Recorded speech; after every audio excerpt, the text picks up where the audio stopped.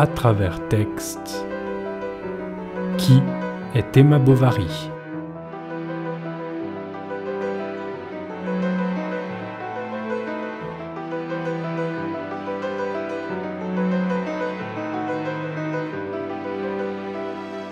Qui est Emma Bovary? J'ai préféré le préciser. Emma et non pas Madame. Car appeler Madame Bovary, c'est en même temps convoquer Emma et la mère de Charles. Et Madame Bovary, c'est aussi, si l'on suit les développements de caractère d'Emma, convoquer Emma la mariée, la nouvelle femme Bovary, bien différente de la jeune Emma Rouault. Alors, se demander qui est Emma Bovary, c'est déjà entendre qu'elle n'est plus Rouault, qu'elle est devenue Bovary. C'est entendre donc qu'Emma a changé. Alors, on est amené à se poser réellement la question de son identité. Cette identité d'Emma est d'abord contestée, car Emma, on l'adore ou on la déteste.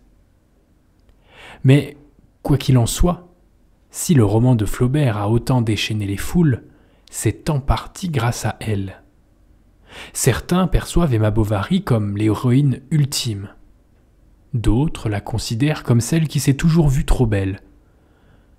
Vite devenue livre à scandale, Madame Bovary a été vendue à 15 000 exemplaires en seulement 2 mois. Et puis, mise en procès. Aussi rapidement, car selon ses détracteurs, le roman contrevenait aux bonnes mœurs. Rappelons aussi que le sous-titre était un indice saillant, « Mœurs de province ». Il fallait donc les élever ou les critiquer, ces mœurs. Dans tous les cas, ils allaient être visés. Face à la justice, en 1857, le roman passe devant les juges aux côtés des Fleurs du mal de Baudelaire. Alors voici une question qui nous intéressera. Qui de Flaubert ou d'Emma est en procès? On assiste à un tel développement du caractère d'Emma, une telle folie autour de sa personne, qu'on pourrait dire que ce n'est même plus Flaubert lui-même qui est accusé, ou bien ses paroles, ou bien ses pensées sur la société, mais c'est Emma. Emma Bovary serait face à la justice, et devrait se défendre pour ce qu'elle est et surtout pour ce qu'elle représente. Madame Bovary, le livre comme le protagoniste, est mis en cause. Allons voir qui est l'accusé. Et Emma, elle, ne doit plus être l'invisible, la madame, invisibilisée par le nom de celui qu'elle déteste. Elle veut tout pour elle, mais rien de Bovary. Voyons qui elle est.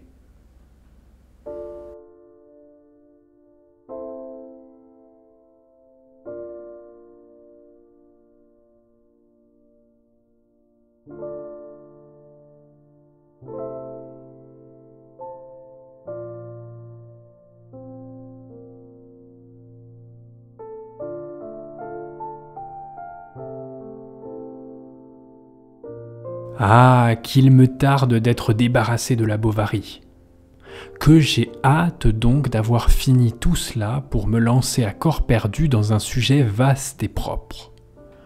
Je voudrais de grandes histoires à pic et peintes de haut en bas. Ne rien écrire et rêver de belles œuvres, comme je fais maintenant, est une charmante chose. Mais comme on paye cher plus tard ces voluptueuses ambitions-là, quel renfoncement! Je devrais être sage, mais rien ne me corrigera.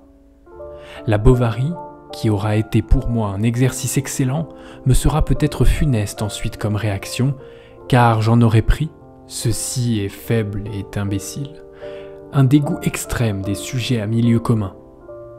C'est pour cela que j'ai tant de mal à l'écrire, ce livre.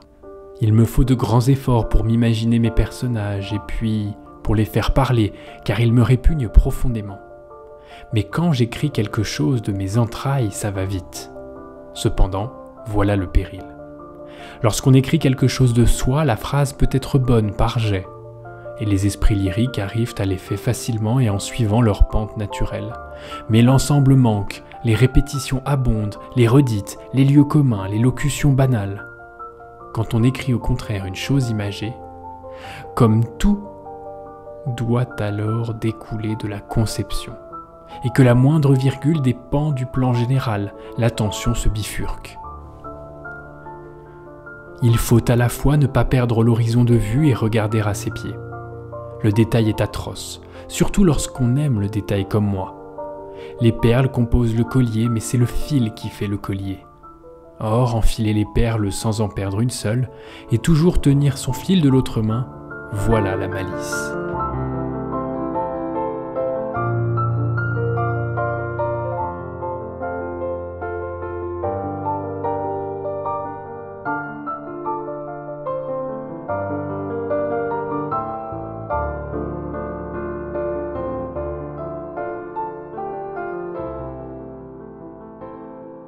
Pour savoir comment aborder Emma Bovary, il faut d'abord se dire qu'elle n'a rien de vrai. Première défense utile à son procès. C'est Flaubert lui-même qui le dit dans une lettre à Marie-Sophie Le Royer de Chantepie. Madame Bovary n'a rien de vrai. C'est une histoire totalement inventée, poursuit-il. Je n'ai rien mis de mes sentiments, ni de mon existence. De Flaubert l'auteur, Emma Bovary est un personnage sans souvenir. Elle est sans attache réelle de lui, soufflée d'un vent complètement imaginaire. Rappelons-nous des postulats de Flaubert. Il ne faut pas s'écrire, disait-il souvent. Il recherche l'impersonnalité. Est-ce qu'on peut dire que cela se sent dans son recours abondant à la précision encyclopédique, l'éloignant toujours plus du subjectif pur, Salammbô, Bouvard et Pécuchet? Alors, Emma Bovary sera de lui sans trop l'être. Rassurons-nous, Emma n'est pas un fait historique. Mais rien ne sert non plus de lui donner une provenance humaine. Emma sera informée par Flaubert. Entendons par là que Flaubert ne lui donnera pas de forme provenant de lui. Comment pourrait-il dès lors être attaqué en justice ? Il dit en ce sens à Louise Collet qu'il a voulu écrire un livre sur rien. Et d'ailleurs, ça le pèse, nous précise-t-il. Je travaille comme un mulet, lit-on dans ses correspondances. La Bovary s'écrit à pas de tortue. Et il y a des moments où tout cela me donne envie de crever, finit-il par avouer. Mais bon, même si le livre est selon lui sur rien, consécration de la banalité qu'il trouve désormais ennuyante, on ne peut pas dire qu'Emma Bovary, elle, soit rien. Emma sera quelque chose, vraiment quelque chose. Elle ne partira simplement pas de la réalité de Flaubert. Faite de rien, Emma se construira toute seule. On est bien loin des rumeurs de la fameuse phrase de Flaubert « Madame Bovary, c'est moi ».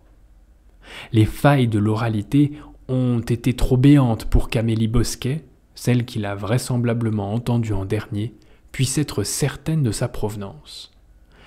Emma se fera sans Flaubert, Flaubert présent partout mais visible nulle part, comme il l'aime à le dire à Louise Collet. Emma ira se chercher ailleurs, à l'extérieur, loin de Yonville, qu'elle veut quitter. Emma ira se chercher par à-coups, comme si elle tâtonnait et tâtonnait éternellement. En décrivant Emma, Baudelaire insistait sur son imagination, couplée à une énergie d'action, nous disait-il. Enfant, Emma s'inventait de petits péchés à confesser pour animer le courant du fleuve calme qu'elle suivait. Trop calme. Emma s'éprend des terrains accidentés. Elle aime la mer pour sa tempête, comme la pierre pour sa ruine, et Jésus pour sa croix. Dès son plus jeune âge, et sa vie au pensionnat, elle adore les histoires d'amour racontées par une vieille fille qui lui prêtait aussi des romans d'amants. Emma déteste la discipline du donner, ce qui la contraint. Flaubert ne lui donne rien. Mais elle aurait sans doute voulu ne rien avoir aussi. On lit qu'elle s'irrite contre la discipline, et qu'elle est heureuse de quitter la tiédeur à la mort de sa mère pour connaître la mélancolie. Cet état, au moins, lui cause quelque chose de nouveau. Alors elle s'en satisfait. Les visites de Charles ne procurèrent qu'un instant l'anxiété des états nouveaux, et Emma nous fait part qu'elle ne pouvait s'imaginer à présent que ce calme où elle vivait fût le bonheur qu'elle avait rêvé. Flaubert ne lui ayant rien donné, Emma ira se chercher. Elle sera Héraclite, mouvement perpétuel du fleuve qui ne laisse pas d'eau calme. Dès lors, elle ira attraper ce qui la stimulera. Par la diversité de son humeur, nous dit Flaubert, tour à tour mystique ou joyeuse, babillarde, taciturne, emportée, nonchalante, elle était l'amoureuse de tous les romans, l'héroïne de tous les drames. Par nature, Emma flaire les excitations et les suit. Son bovarisme sera une inclinaison logique qui ne naît pas des livres, mais alimentée et entretenue par son rapport aux livres et surtout au récit, à l'histoire.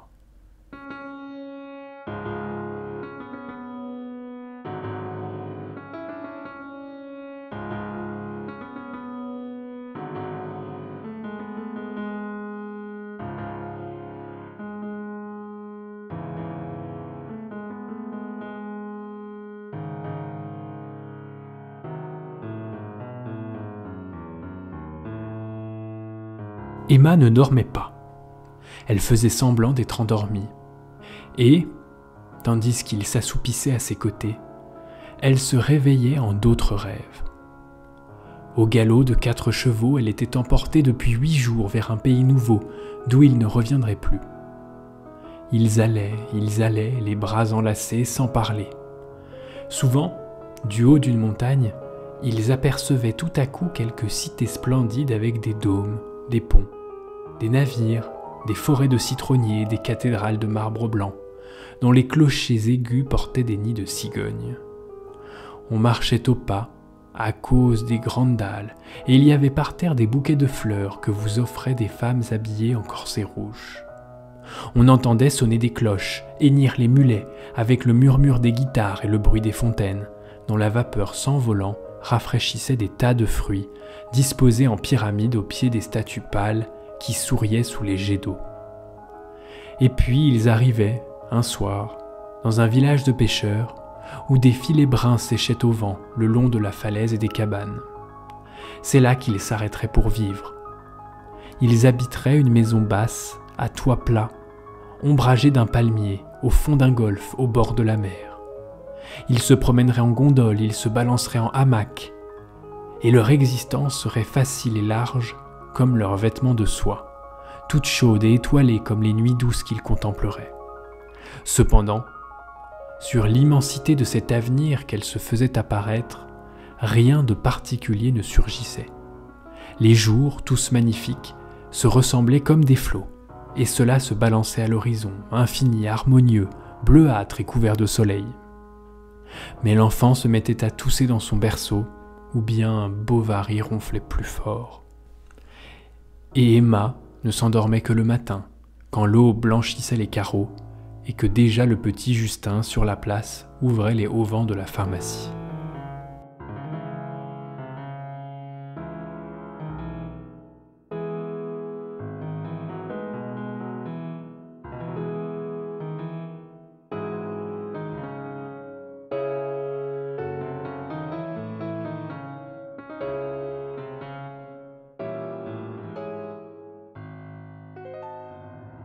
Emma s'endort à l'aube, quand le jour et la réalité reprennent, quand les personnages de sa vie se réveillent et ceux de ses rêves disparaissent.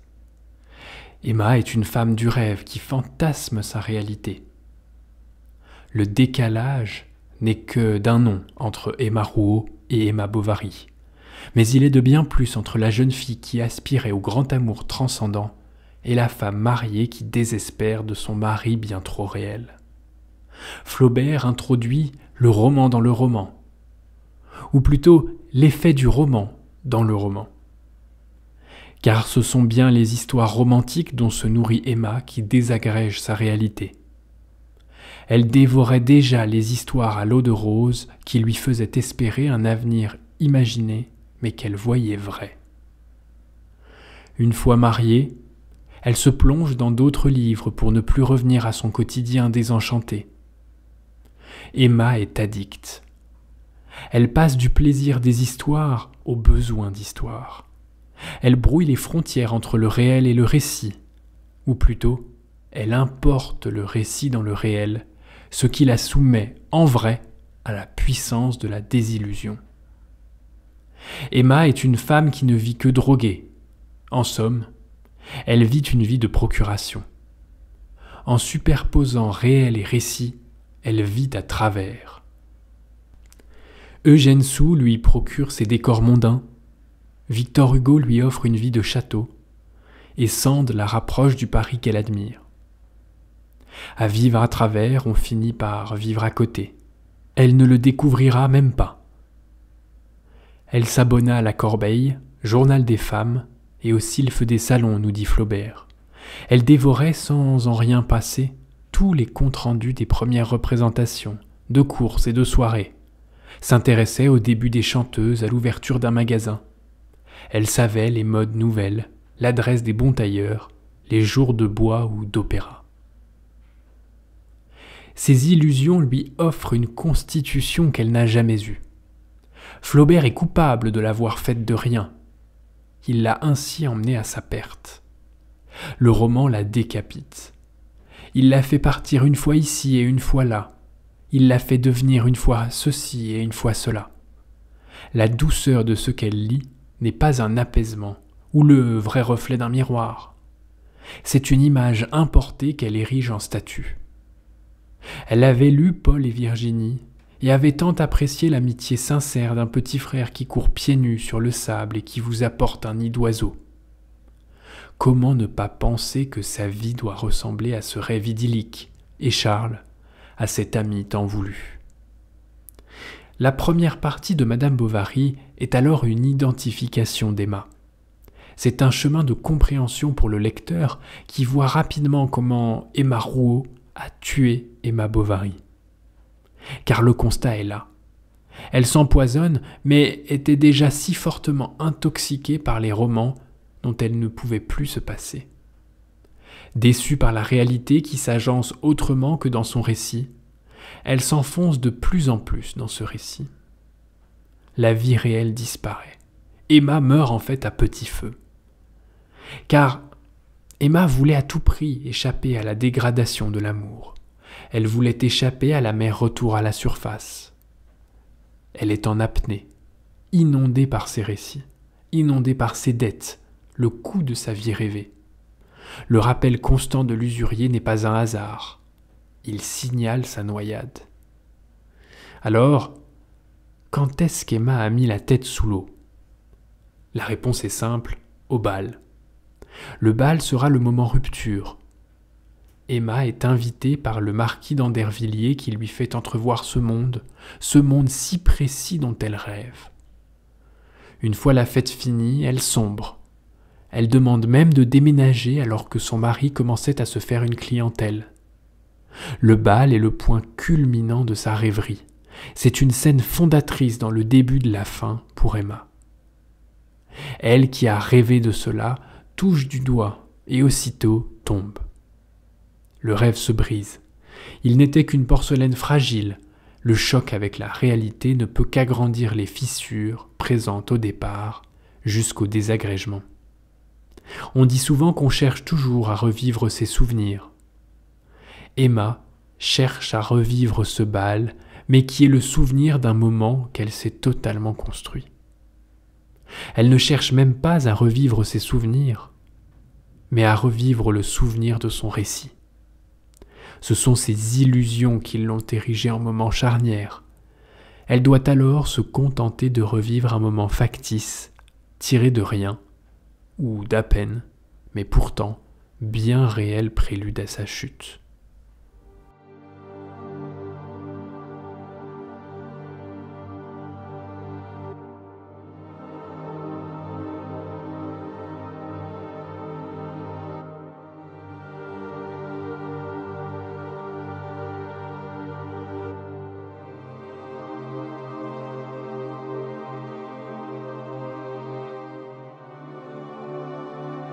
Emma rêvait au jour de son mariage, et elle se revoyait là-bas, au milieu des blés, sur le petit sentier quand on marchait vers l'église.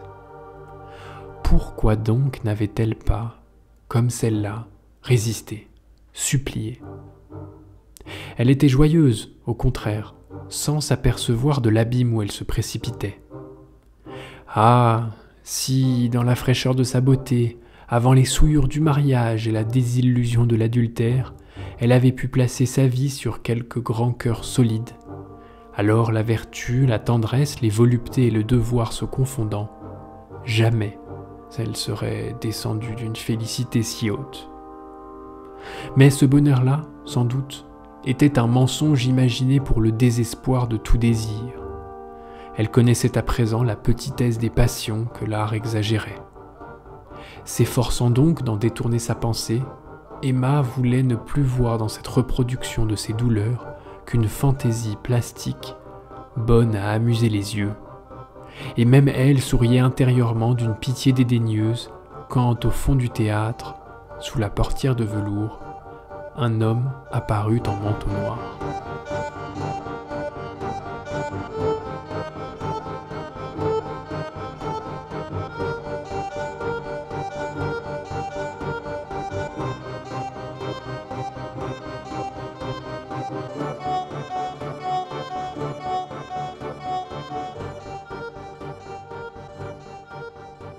La désillusion l'assaille. « Pourquoi, mon Dieu, me suis-je mariée ?» dit-elle même. Emma étouffe en Madame Bovary. Elle s'ennuie de Charles. De toute manière, le roman tout entier est une description de sa médiocrité, qui part de Charles écolier et qui devient pourtant touchante au fil des attaques d'Emma. Elle juge la conversation de Charles plate comme un trottoir de rue. Plus Charles est séduit, plus Emma est dégoûtée. L'étalage de l'amour de Charles est un enfer pour Emma. Flaubert écrit « Emma cherchait à savoir ce que l'on entendit au juste dans la vie par les mots de félicité, de passion et d'ivresse qui lui avaient paru si beaux dans les livres. » Ces illusions du passé se sont écrasées sur le mur de la réalité. George Sand qualifie même Emma de dédaigneuse du réel. Avant son mariage, Emma croyait à l'amour. Mais en fait, c'était l'amour construit des romans, celui qu'un auteur imagine, et dont on se nourrit en sachant qu'il est faux. Flaubert, lui, imagine aussi Emma, et c'est peut-être là une pique à ce désir d'histoire totalement racontée, une pique envers lui-même. Mais pour Emma, impossible que cela soit faux, que ces histoires racontées par des auteurs totalement imaginés soient fausses. Cela ne pouvait pas être faux. Emma devient éternelle insatisfaite. Elle entame des liaisons qui la poussent à chaque fois un peu plus au bord du précipice. Car l'insatisfaction ne se résout pas par plus d'opportunités. L'insatisfaction mine de l'intérieur un bonheur sous condition. Léon, Rodolphe, les amants valent une seconde et puis après, plus rien. Même ces adultères sont des échecs, rêvés eux aussi d'histoires sans fin. Pourquoi marcherait-il mieux que son mariage s'ils baignent tous dans l'idéalisation? La relation avec Léon est plate, faite de silence, et Rodolphe ne l'aime guère. Elle devient sentimentale et il s'échappe. Elle finit par subir ce qu'elle a fait subir à Charles. Inversion des rôles, le destin s'occupe des âmes persécutrices. Emma meurt de l'échec de ses rêves qu'elle a voulu en réalité. En fait, elle meurt d'une affreuse logique. La figure de l'aveugle réapparaît lors de son agonie, et son chant grotesque accompagne ses derniers instants. Il rappelle la réalité crue, celle qui nous dérange si l'on n'est pas habitué. Il cristallise la désillusion. Il sera le signe de l'incapacité d'Emma de voir clair. Ce rappel d'images et de symboles sera typique chez Flaubert. Emma est en réalité mariée à l'aveugle, comme Salammbô, femme du serpent, sera mariée au voile.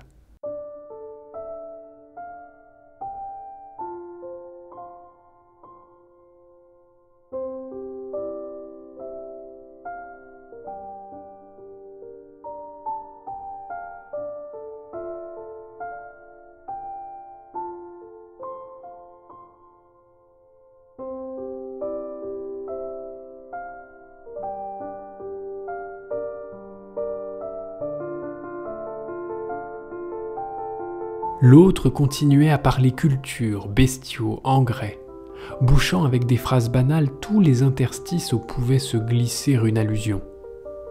Charles ne l'écoutait pas. Rodolphe s'en apercevait, et il suivait sur la mobilité de sa figure le passage des souvenirs. Elle s'empourprait peu à peu, les narines battaient fixes, les lèvres frémissaient. Il y eut même un instant où Charles, plein d'une fureur sombre, fixa ses yeux contre Rodolphe qui, dans une sorte d'effroi, s'interrompit. Mais bientôt la même lassitude funèbre réapparut sur son visage. « Je ne vous en veux pas, dit-il. » Rodolphe était resté muet. Et Charles, la tête dans ses deux mains, reprit d'une voix éteinte et avec l'accent résigné des douleurs infinies. « Non, je ne vous en veux plus. » Il ajouta même un grand mot, le seul qu'il ait jamais dit. « C'est la faute de la fatalité. » Rodolphe, qui avait conduit cette fatalité, le trouva bien débonnaire pour un homme dans sa situation, comique même, et un peu vil. Le lendemain, Charles alla s'asseoir sur le banc, dans la tonnelle.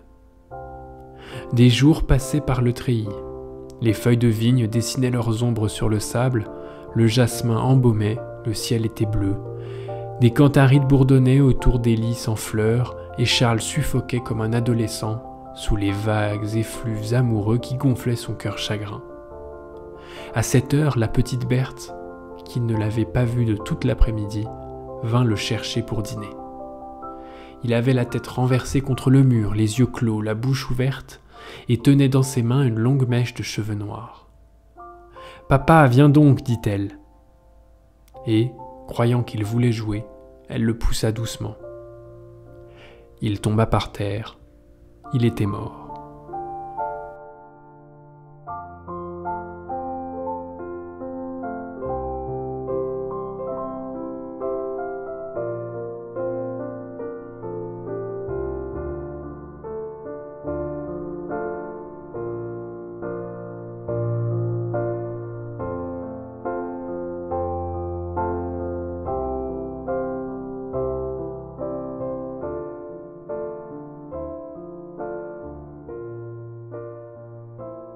La rencontre entre le mari et l'amant est pathétique.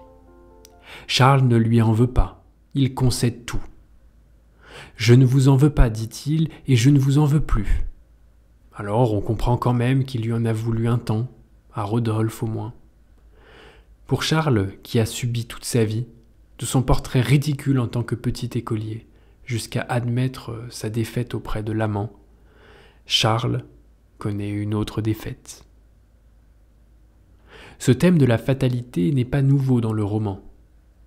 Lorsqu'elle se résigne à ne plus connaître le bal, ce moment si heureux de sa vie, Emma s'exclame « Dieu l'avait voulu ».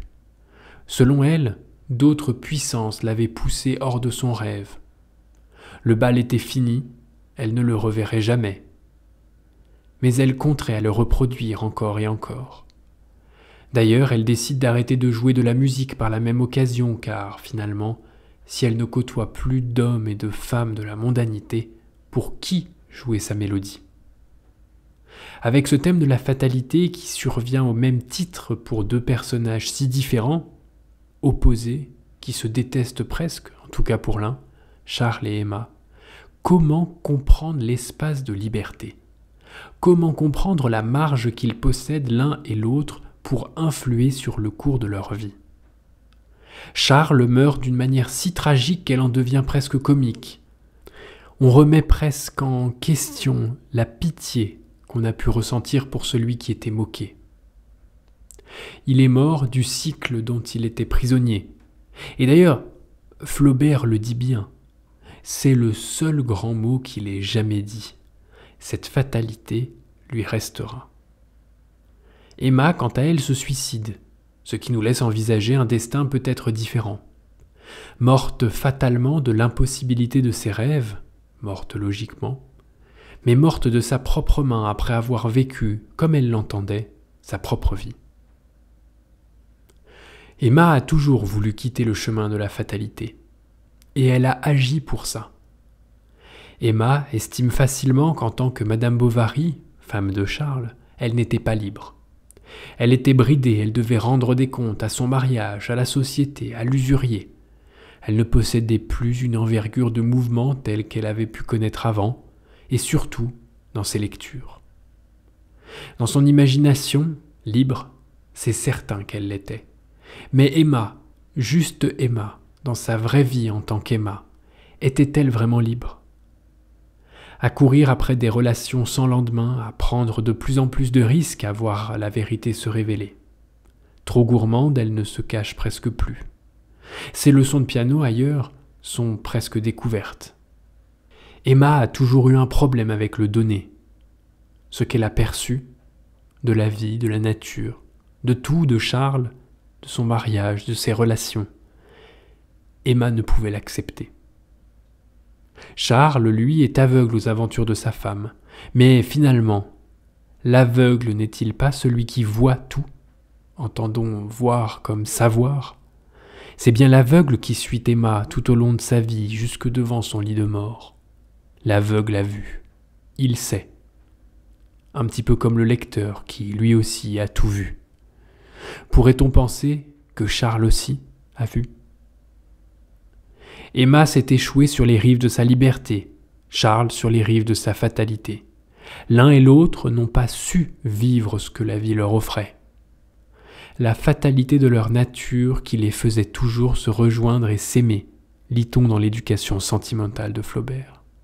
Alors les mariés devaient se retrouver, réunis dans la mort, où plus aucune façade ne les sépare, où le donné est tout-puissant, où la fatalité a respiré, où plus aucun mensonge ne fonctionne, réunis dans la mort, comme Salammbô et Mathô. Pourtant, un choix leur avait été laissé par Flaubert. L'espace de liberté est toujours là.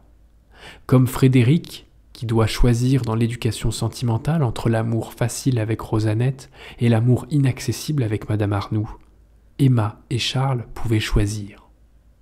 Emma n'a pas su choisir ce qui lui était offert devant elle, Charles n'a pas su chercher ce qui était devant lui.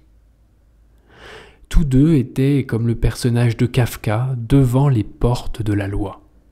Les grilles étaient pour les deux ouvertes. L'un a tourné les talons, l'autre n'a pas su y entrer.